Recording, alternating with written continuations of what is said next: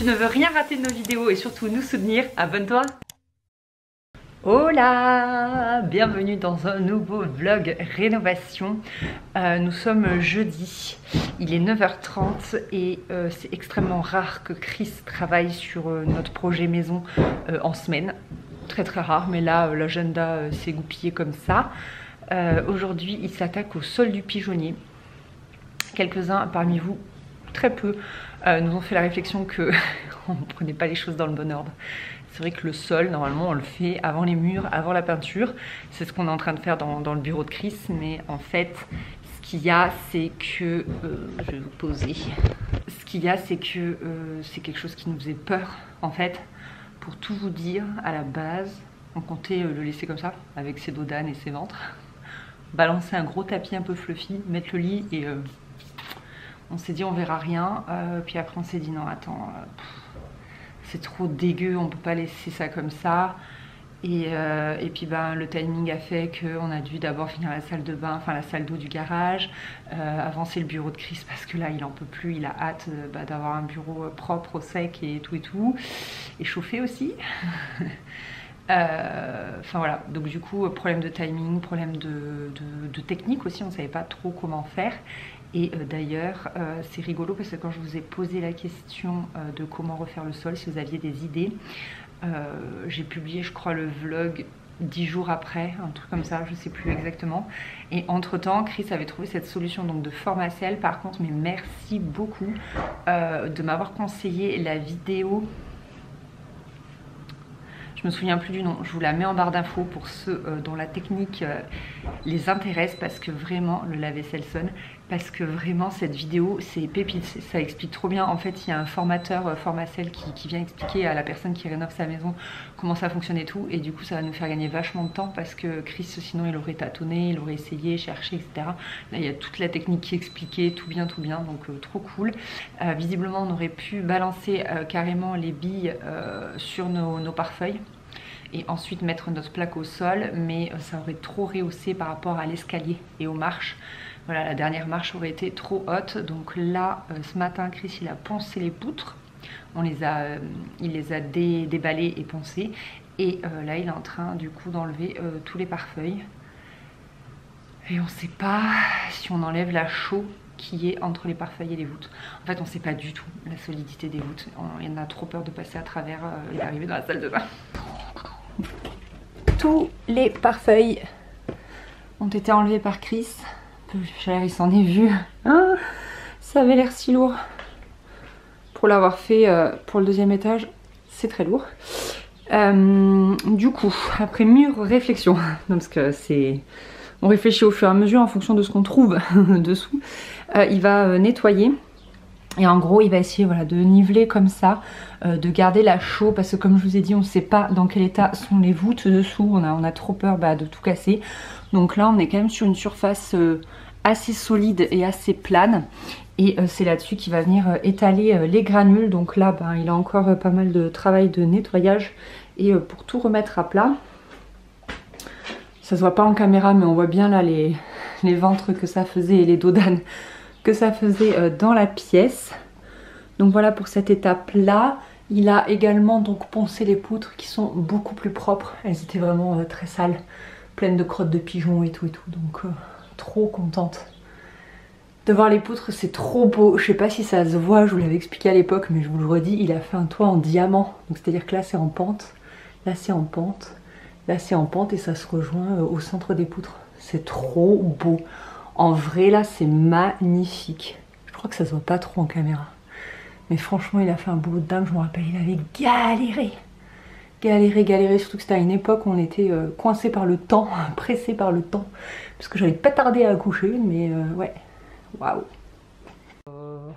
Là le sol est pas trop mal. Du coup on va étaler les granules à ras ici, et ensuite on mettra le plaque au sol par dessus, puisque nous on voulait que notre sol vienne jusqu'ici, et ensuite on mettra une jolie cornière, parce que je crois que toutes les marches font 20 et la dernière fait 18, donc ça sera bien homogène comme ça, ce sera plus confortable. Donc voilà, j'ai dit Formacell, je crois tout à l'heure c'est Fermacell. Désolée, donc voilà, c'est en fait de quoi faire une chape sèche. Donc c'est hyper léger, beaucoup plus léger que si on faisait une chape en béton classique. Et surtout c'est sans apport d'humidité, c'est rapide, on peut faire ça à la journée, il n'y a pas de temps de séchage, etc. Enfin, ça a plein d'avantages, comme je vous ai dit, je vous mettrai la vidéo en barre d'infos là que vous m'avez conseillé s'il y en a que ça intéresse, parce que franchement elle est trop bien faite. Et voilà donc à quoi ça ressemble. Ah, c'est même pas des billes en fait, c'est limite du gravier fin quoi. Alors, en vérité, qu'est-ce que c'est? C'est du béton cellulaire concassé en fait. Il y a beaucoup de gens qui, bon, les bricoleurs connaîtront, mais le béton cellulaire c'est des trucs qui nous permettent de monter comme des agglos mais tout léger, on dit que c'est isolant et tout ça. Et en fait c'est le même matériau mais concassé en petit gravier. Voilà. Incompressible. Donc l'idée c'est de le disposer pour récupérer en fait le niveau qui est là-bas du bois. Comme ça notre sol va passer par-dessus et rattraper en fait voilà. Nickel. Moi je répète ce que dit Anaïs.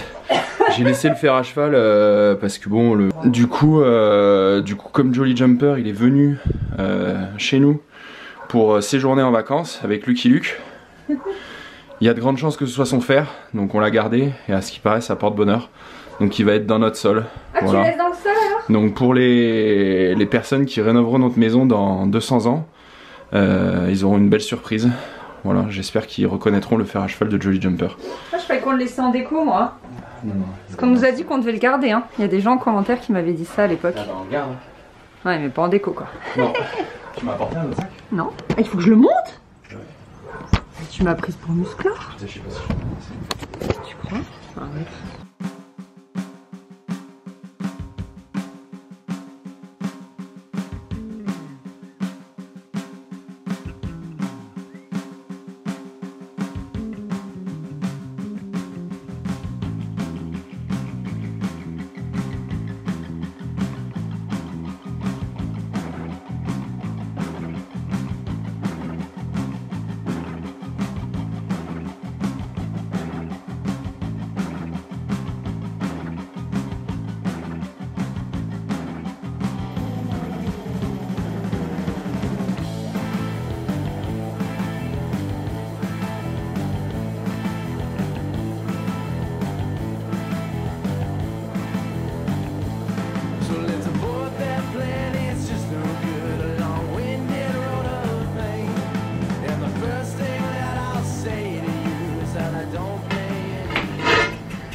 Donc c'est ce qu'ils expliquaient dans la vidéo, c'est que après si vous voulez, si vous avez besoin de vous balader sur les granulés, il suffit de mettre une plaque ou un carrelage. Comme ça vous enfoncez pas dedans. Et effectivement. T'as expliqué qu'on avait regardé un tuto hier? Ouais, je vais mettre la vidéo ça qui est bon. Dans la barre d'infos et je remercie les gens de nous l'avoir passé. Exactement. Enfin conseillé. Bon, on n'a pas les accessoires pour pouvoir niveler correctement parce que c'était très cher pour une si petite pièce. Ouais. Mais on va essayer de faire ça bien quand même. C'est quand même une règle à niveau. Il y a la bulle au milieu de niveau donc. T'as confiance en cette bulle ou pas? Bah, je sais pas, c'est pas mon outil. C'est top, ça va. Mais c'est pas mon outil. Ouais, j'ai confiance en cette bulle. C'est vrai que la pièce elle est minuscule, hein. Encore une fois, elle fait 6 mètres carrés. Et c'est une technique qu'on va utiliser que pour cette pièce. Et qu'on se dit qu'on aurait peut-être dû l'utiliser pour le deuxième étage. Ouais, d'ailleurs je pense qu'on va tout refaire. Non. Parce qu'apparemment ça a une super acoustique et alors que ce qu'on a mis, la vermiculite OSB et plancher peint, ça craque beaucoup. Alors moi, mais c'est ce que tu voulais. Moi j'aime bien le parquet qui craque, c'est ce que j'allais dire. Mais ça craque beaucoup. Moi j'ai fait exprès un parquet qui craque hein. Non. Bah qui craque pour toi quand même mais ça craque pour moi. Bon. Après c'est un poil plus onéreux quand même que la technique qu'on a utilisée. Bon c'est good. Je vais commencer à monter les plaques. Je sais pas, non, il faut que tu finisses de niveler madame.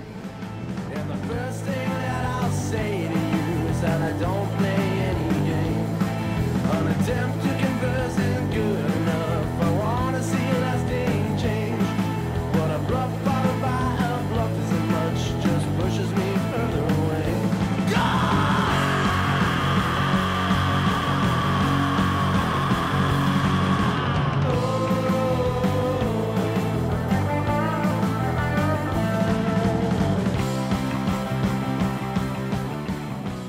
Première plaque.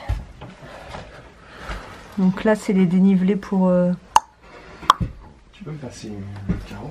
Caler les plaques entre elles. Faire se chevaucher les plaques entre elles.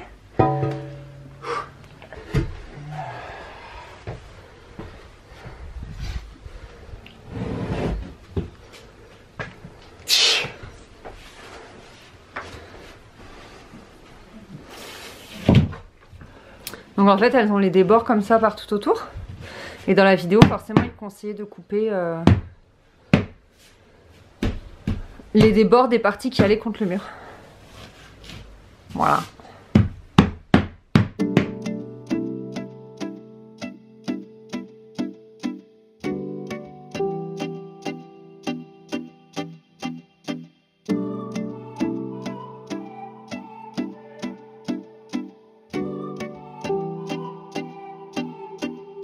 So at first when I saw you, didn't think you remember my name. I could never forget you. When I wake up I still see your face. J'avoue c'est fait pour quoi. C'est très satisfaisant.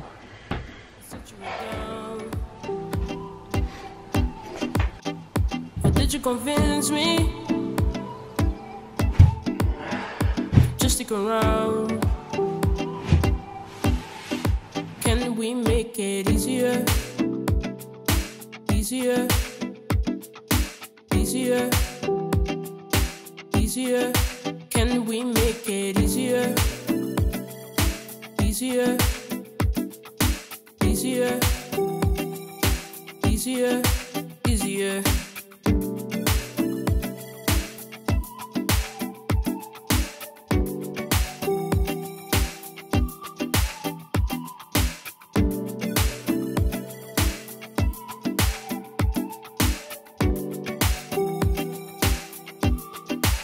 Still debating to call you. It's been months since we both went away. You forgot me, it's the truth.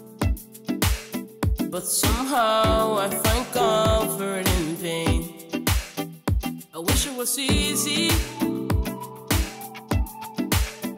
to fight on the ground. I need you to leave me alone for a while. Bon, j'ai mis de la mousse polyuréthane partout, tout autour. Chris, il est en train de terminer du coup là ce petit morceau. Là, il vient juste de poser celui-ci et après il lui restera ce petit morceau. Comme vous pouvez le voir, finalement, ça vient pas par-dessus. Comme on vous l'a expliqué, parce qu'on n'avait pas assez de granules et faire l'aller-retour juste pour aller chercher un paquet. C'était non, c'était un non. Donc du coup, juste la fibre de coco viendra par-dessus. C'est pas grave, c'est très bien aussi, on s'adapte, franchement, voilà. Je vais mesurer la grande longueur. D'accord? Ouais. Jusqu'à de fenêtre nord à fenêtre sud. Ok.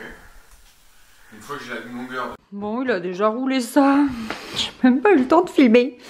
Mais en gros, on l'a déroulé dans la cuisine parce que c'est là où il y a le plus de place. On a déplacé la table et il a mesuré, découpé grossièrement parce qu'il faut que ce soit large.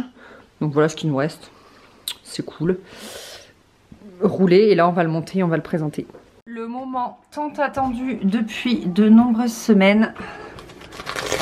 Enlever, oh là là, la protection de l'escalier. J'avais tellement hâte. Je peux plus me la voir. Si vous saviez, franchement...